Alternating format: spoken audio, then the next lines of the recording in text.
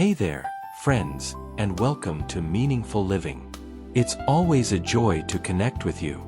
Pol and Nick are so happy to have you here today.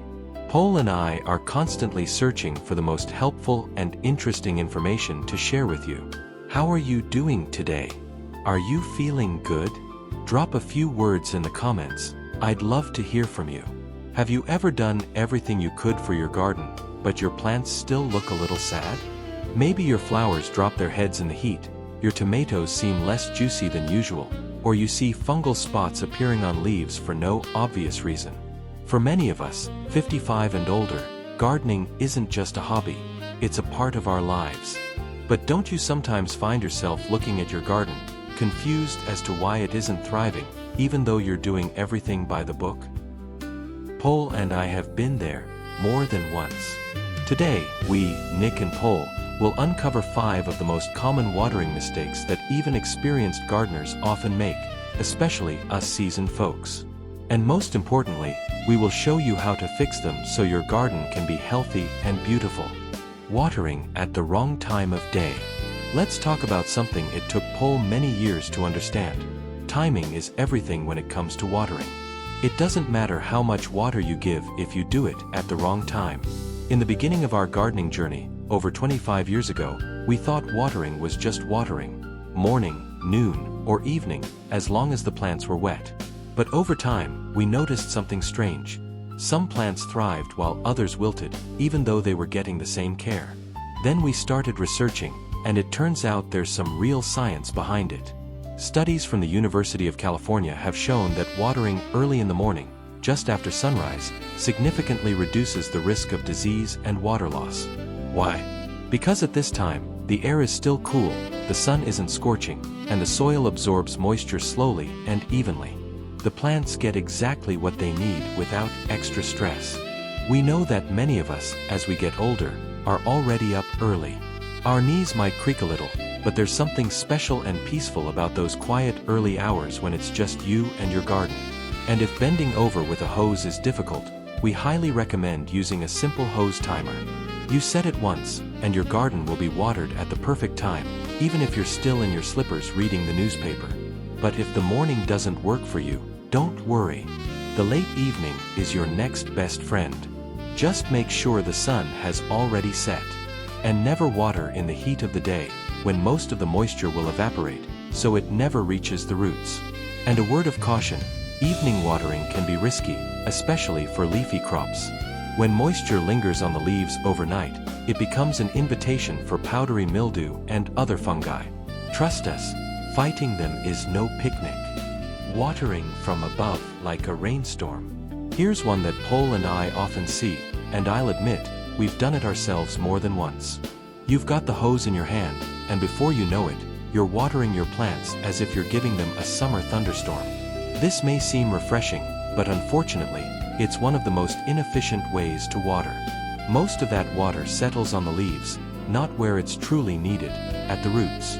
The leaves, no matter how beautiful, aren't designed to drink deeply. They act like umbrellas, deflecting water away from the base. Worse yet, when water splashes from the soil, it can carry fungal spores onto the leaves. According to the American Phytopathological Society, this is one of the main causes of diseases like early blight in tomatoes. For us gardeners, there's nothing more disheartening than watching healthy plants fall ill right when they're about to bear fruit. Our delicate seedlings can also get knocked flat by a strong water stream, damaging their tender stems. That's why Pol and I always recommend watering at the soil level, gently, slowly, and exactly where the roots can drink. A great tool for us older folks is a watering wand. It allows you to reach the right spot without bending over, and it provides a soft, even flow. If you prefer automation, a soaker hose does a wonderful job, slowly seeping water into the soil. The wrong amount of water. Now here's a tricky one. Pol and I call it the Goldilocks dilemma. Not too much, not too little, but just right. Overwatering and underwatering can harm even the most careful gardeners. Underwatering, your garden might seem fine at first. You give it a quick water, move on to the next task, and think you've done everything correctly. But then the leaves start to wilt, the soil becomes as dry as a brick, and you can't figure out what went wrong. Research from Colorado State University shows that many soils, especially those with high peat content, repel water when they're dry. This means your quick watering might only wet the surface. This is why the water pause water method works wonders. First, lightly wet the top layer, wait 10 to 15 minutes, then water again, but this time, deeply. This allows moisture to penetrate into those stubborn dry pockets and reach the root zone. Overwatering, this is just as harmful and often harder to spot. You might think you're doing a good thing, but too much water can suffocate the roots and create ideal conditions for root rot. A soft stem, yellowing leaves, or even wilting despite the wet soil are all clear signs. This is an especially common problem in container gardening, which many of us enjoy for its convenience. But without proper drainage, those containers turn into small bathtubs. The solution is simple. Use pots with drainage holes. And before you water, do the good old finger test. Stick your finger 2 to 3 inches into the soil. If it feels cool and damp, your plant doesn't need watering yet. Watering all plants the same way. Here's a lesson Pol and I wish we had learned earlier. Not all plants drink the same amount. Just as we have different preferences for tea or coffee, our plants have their own needs. Look at the diversity in your garden. You might have young seedlings with small, fragile roots that need gentle and frequent watering. Next to them, you might have fruiting plants like tomatoes or squash. When they are actively producing fruit, their roots need deeper, but less frequent watering to support the growth. According to the University of Minnesota, deep watering helps develop stronger root systems, which allows plants to better withstand drought.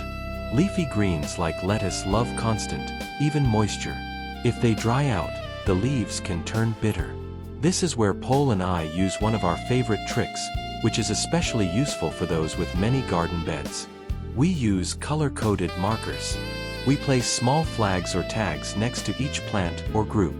For example, a blue flag for plants that love water, like tomatoes, yellow for moderate watering, lettuce, and red for drought-tolerant herbs, rosemary. It's simple, but it saves time and helps avoid confusion. Ignoring mulch.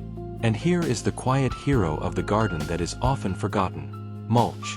If you, like us, are an experienced gardener, you have probably heard of it, but are you using it regularly? Trust me, if not, your soil is working much harder than it needs to. Think of mulch as a cozy blanket covering your garden beds. It helps the soil retain moisture, stay cool, and breathe easier, keeping that precious water right where it belongs, at the roots. Without mulch, the sun bakes the bare soil, and half of your watering efforts simply evaporate. According to a USDA report, mulched soil loses up to 25% less water than uncovered soil. Mulch can be many things: straw, shredded leaves, pine needles, wood chips, or even old newspapers. The most important thing is consistency. A good layer 2 to 3 inches thick is usually enough to keep your soil moist and cool. And here's a small bonus, especially for us older gardeners. Mulch also reduces weeds. This means less bending, less pulling, and less back pain. Section: Additional tips. Now that we have revealed the main mistakes, let's talk about the tools and methods that will make your life easier. Using the right tools for you. Pol, I want to say this from the heart. Gardening should bring joy, not strain.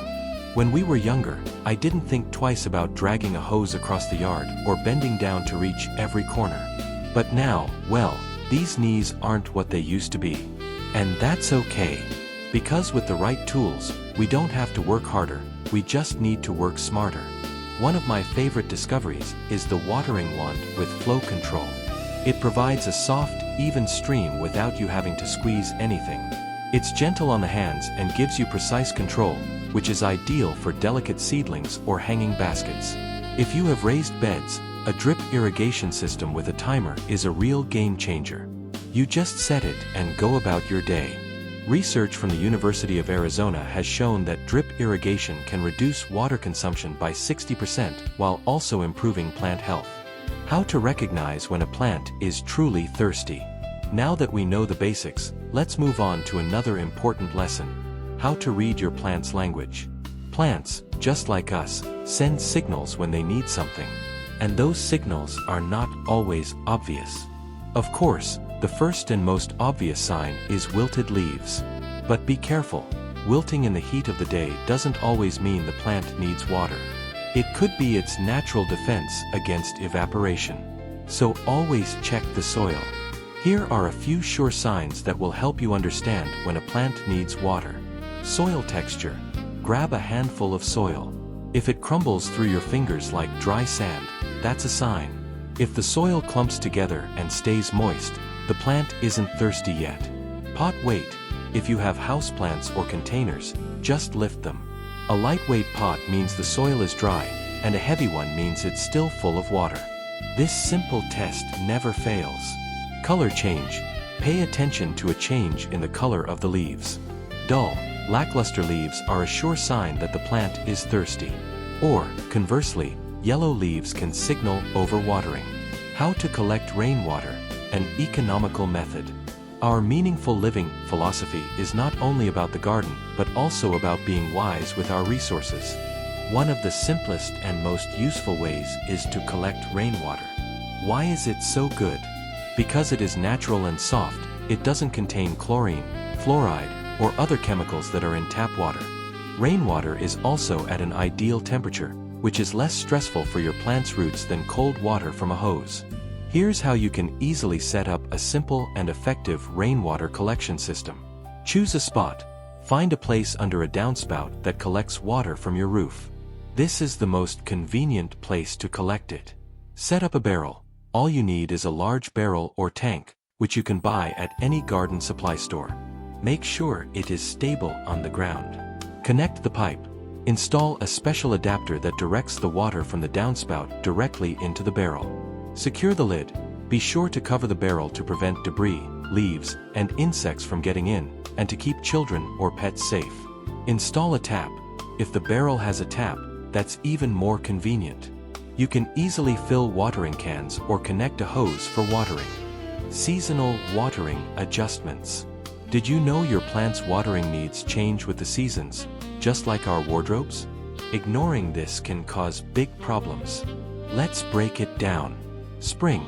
Your plants are waking up and growing, so they need consistent moisture.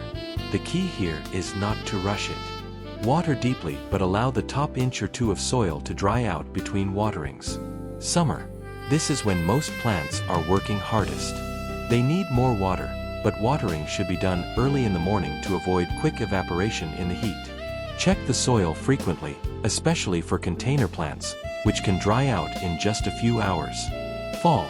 As temperatures drop and daylight hours shorten, you can gradually reduce watering.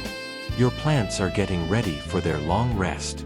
This is also a good time to start paying more attention to drainage to prevent root rot from lingering moisture. Winter. Many plants, especially perennials, go dormant. They need very little water, if any at all. For those living in areas with freezing temperatures, watering a few times during warmer spells can help protect roots from freezing. Pol and I learned this the hard way with our prize hydrangeas, which we almost killed by overwatering them in November. What to do when you're away? Another common worry for us, especially those of us who love to travel, is what happens to our plants when we're gone.